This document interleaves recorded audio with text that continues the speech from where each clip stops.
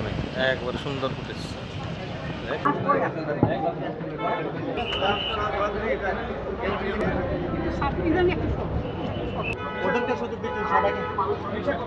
বাজার স্থিতিশীল। আমরা প্রথম দিন দুই একটা কৃষি পণ্য তার একটু পরিবর্তন দেখেছি, কিন্তু রোজার দ্বিতীয় বা তৃতীয় দিন থেকে চতুর্থ দিন থেকে পরবর্তী সময় বাজার সম্পূর্ণ স্থিতিশীল ছিল। এবং এই স্থিতিশীলতার দৃষ্টান্ত আপনি গত 15-20 বছর 30 বছরে এরকম স্থিতিশীল বাজারের দৃষ্টান্ত আপনি খুব বেশি রোজা মাসে পাবেন না।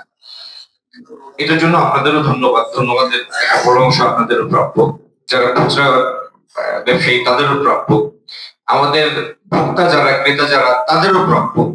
কোন কারণে বিশেষ কোনো গুজবে কান দিয়ে তারা আতঙ্কিত হয়ে বাজারটাকে অস্থিতিশীল করার সুযোগ দেন নাই, সেটার জন্য তাদের ধন্যবাদ প্রাপ্য।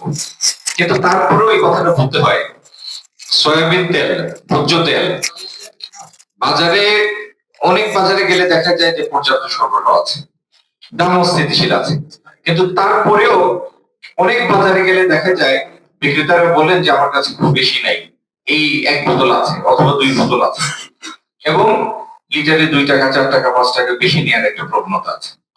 তো এই বিষয়ে এবং তেলের পর্যাপ্ত সরবরাহের বিষয়ে আমি আপনাদের কাছ থেকে শুনবো, এটা এই জন্যই আজকে আপনাদের কাছে আসি। ধন্যবাদ আপনাদের।